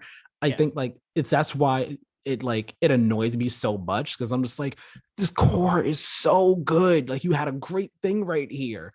All you have to do was get that right, and the multiplayer would have been fantastic. But right now, it is a great multiplayer game with some poor aspects tacked onto it that need to be like ironed out. Yeah, I don't have much more to contribute.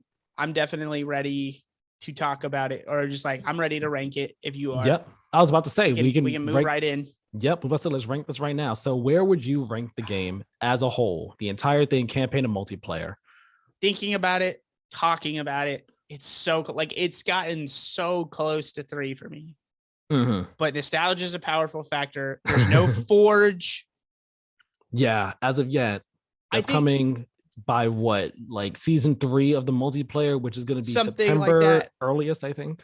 But I think it goes to say that, like, I think it goes for like, or it goes towards that whole aspect of like the multiplayer is something separate, and there's nothing wrong with that, but it puts my emphasis so much more on the campaign. And I think 3 as a package was just slightly better. I would give this game, I've thought about it, I would probably earnestly give this game like a 9.4, 9.5. And like, I'd probably also give 3 that. But like 3 has the slight edge in my head. Yeah. Just barely. So it now is going to slide in right beside / under it. I like, if you talk to me on a different day, maybe I feel differently. Like, it's not as strong that 3 is better and I'm hammering the table. But right now, I'd probably lean just barely 3 ahead of this. And this right there at number 2, which is like, with this kind of legacy, with this kind of franchise, certainly not a bad place to be for Halo. Nice. I totally agree with you. For me, it's just like similar to you, kind of like how we said at the top of all this. I think for me, Reach is still number 1. And Infinite is going to be number 2. And 4 will be right under it at number 3. The original trilogy would be 3, 2, 1 in that order, right under it. Because Reach's story, although I haven't played it in a long time, Reach's story I thought was excellent. It was an excellent story. And the multiplayer and the firefight mode as well, like as a complete package, it is a complete. Wait, you didn't rank 5. Package. Is 5 below the original trilogy? Oh yeah, Halo 5 at the bottom. Sorry. Okay. No, you're good. Yeah. If Halo 5 is above any, it would probably be above 1 simply because of gameplay. Like, it plays better than 1. Halo 1 still plays fine, but like, it's definitely dated in a number of ways. So I think 5 would probably be above 1, but like barely, I guess. Or being as high as it is for you, that's a little bit of a hot take. Like, I feel like some people might feel some kind of way about that. It is what it is. I've said it on the show before. If people got hate, they already know where to find me. They know where to find me already. But the multiplayer for Infinite, the multiplayer and the story. Like, story is, I think, as of right now, like not everything about the open world for campaign, but the story itself, I think, is Infinite's strongest point, or arguably its strongest point for me. The open world also really good. It's lacking in some spaces, but it's really good, and like, it's a solid framework as an evolution of Halo for the future. And the multiplayer is very solid, but it has them rough spots, and them rough spots can be pretty rough. Specifically, again, the progression, the map stuff, not that bad, but the progression, that is a sore spot against the game for sure for me. So I think it'll be, as a whole, it's number 2 as of right now. But it could become number 1 in time. I think it could be. Fair enough. So, all right, that's it. You don't have any final thoughts. You have no more final thoughts. Man, I feel like I'm tapped out. I gave a lot of, I gave a lot of thoughts about it. I love it. It's top It's definitely top 5, probably it's up there in my top 3 of the year. Mhm. It's weird because like you know, I feel like it's been a little under talked about in GOTY conversations because of the December launch date. I think that's a Mhm. little interesting. Maybe speaks to a lack of faith by Microsoft that like this could win multiple outlets game of the year or whatever. And they were just like, you know what? It's in time for Christmas, but if it sucks, people will forget about it. And so I like be confident, Microsoft. Like, come on, this is one of your flagpoles or tentpole Flag, franchises. You're sticking the flagship flagpole, tent pole. flagship tentpole. Yeah, there we go. Yeah, so like I think they should be confident, especially going forward. I think 343 has a good new direction. But it's weird. Like, I think in some ways I would think maybe it'd be my goatee, but then I like as fun as the gameplay is, it doesn't quite like I just felt more personally attached to other games this year, but that's not saying anything about Halo Infinite. I feel like if anyone listens to this full conversation, they definitely come away with me liking it a little bit more than you. Probably, So yeah. yeah. Yeah, Karen and I will be doing our GOTY episode next week, so that'll be coming the week after this episode goes live. Should be at the very least. And I will say that this one I haven't made my list yet, but this will probably be in my top 5 of Nice. the year. And I don't think it'll be in the honorable mentions. I'm pretty sure it'll be top 5. But again, I haven't made the full list yet. I'll be making that full list in the coming week. So got that to look forward to. But yeah, I really enjoyed this game, and I really enjoyed this conversation with you, Tyler. Yeah, This it is was a a lot of really fun. fun conversation. Yeah. Thank you once again for joining me on it. Where can people find you, chat with you, follow your Yeah. stuff? What's going on with you?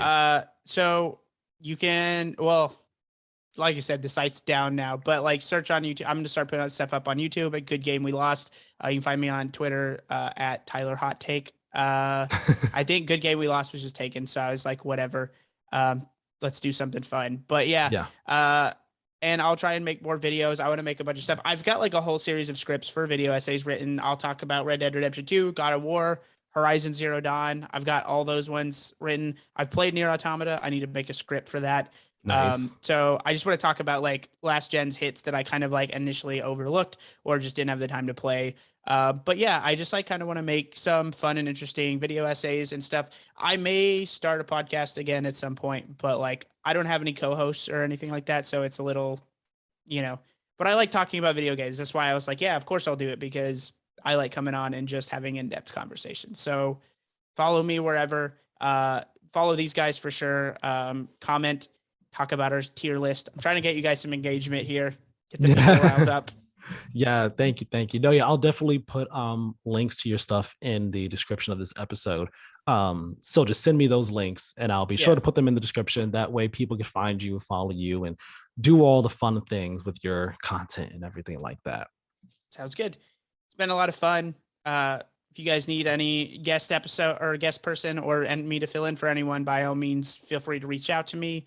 And yeah, hope you guys had a good holidays. Hope everyone listening or watching had a good holidays.